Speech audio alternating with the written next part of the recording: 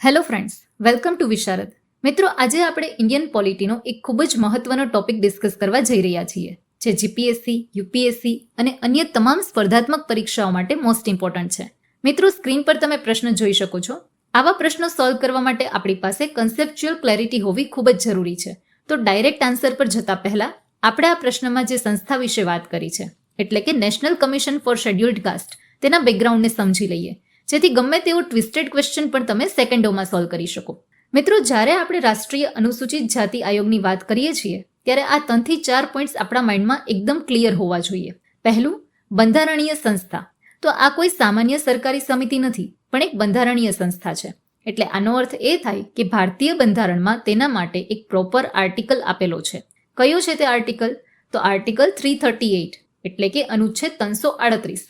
બંધારણના ભાગ 16માં આવેલા આર્ટિકલ 338 હેઠળ આ આયોગની સ્થાપના કરવામાં આવી છે. મિત્રો, યાદ રાખજો કે મૂળ બંધારણમાં એસસી અને એસટી માટે એક જ સંયુક્ત આયોગ હતું, પરંતુ 89th કોન્સ્ટિટ્યુશનલ અમેન્ડમેન્ટ એક્ટ 2003 દ્વારા એસસી માટે આર્ટિકલ 338 અને એસટી માટે આર્ટિકલ 338A અલગ કરવામાં આવ્યા. હવે આનો મુખ્ય ઉદ્દેશ્ય જોઈએ તો દેશમાં વસતા શેડ્યુલ્ડ કાસ્ટ એટલે કે અનુસૂચિત જાતિઓના હિતોનું રક્ષણ કરવું, તેમની સામે થતા અત્યાચારોને રોકવા અને તેમના ડેવલપમેન્ટ માટે કામ કરવું.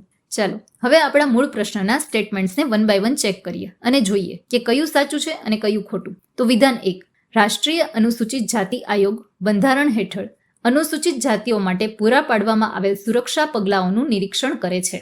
તો આ વિધાન સાચું છે. બંધારણના આર્ટિકલ 338(5)A મુજબ આ આયોગની પ્રાઇમરી ડ્યુટી છે કે એસસી કોમ્યુનિટીને બંધારણ કે અન્ય કાયદો દ્વારા જે પણ સુરક્ષા પગલાં મળ્યા છે તેનું પ્રોપર મોનિટરિંગ કરવું. વિધાન 2, તે અનુસૂચિત જાતિઓના સામાજિક આર્થિક વિકાસ માટેની યોજના બનાવવાની પ્રક્રિયામાં ભાગ લે છે. તો આ વિધાન પણ એકદમ સાચું છે. આર્ટિકલ 338(5)C હેઠળ આ આયોગને સત્તા છે કે તે કેન્દ્ર કે રાજ્ય સરકારો જ્યારે પણ એસસી કોમ્યુનિટીના સોશિયો ઇકોનોમિક ડેવલપમેન્ટની યોજનાઓ બનાવે ત્યારે તેમાં પાર્ટિસિપેટ કરે અને પોતાની એડવાઇસ આપે. વિધાન 3, તે રાજ્યોમાં અનામત નીતિઓને સીધી અમલમાં મૂકી શકે છે. મિત્રો, હવે અહીં ધ્યાન આપજો, આ સ્ટેટમેન્ટ તદ્દન ખોટું છે. શા માટે? કારણ કે એનસીએસસી એ એક સલાહકારી અને અર્ધ ન્યાયિક બોડી છે. તેની પાસે સિવિલ કોડ જેવી સત્તાઓ છે ખરી, પરંતુ કોઈ પણ પોલિસી કે રિઝર્વેશન સિસ્ટમને સીધી અમલમાં મૂકવાની કારોબારી સત્તા નથી. અનામતની નીતિઓના અમલ હંમેશા સંબંધિત સરકારો દ્વારા જ થાય છે. આયોગ માત્ર તેની ભલામણ કરી શકે છે. તો મિત્રો, આપણે જોયું કે વિધાન 1 સાચું છે, વિધાન 2 સાચું છે અને વિધાન 3 ખોટું છે. હવે ઓપ્શન્સ જોઈએ તો ઓપ્શન A ફક્ત 1 અને 2 આપણો સાચો જવાબ છે. આજે મિત્રો તમારા માટે એક હોમવર્ક ક્વેશ્ચન.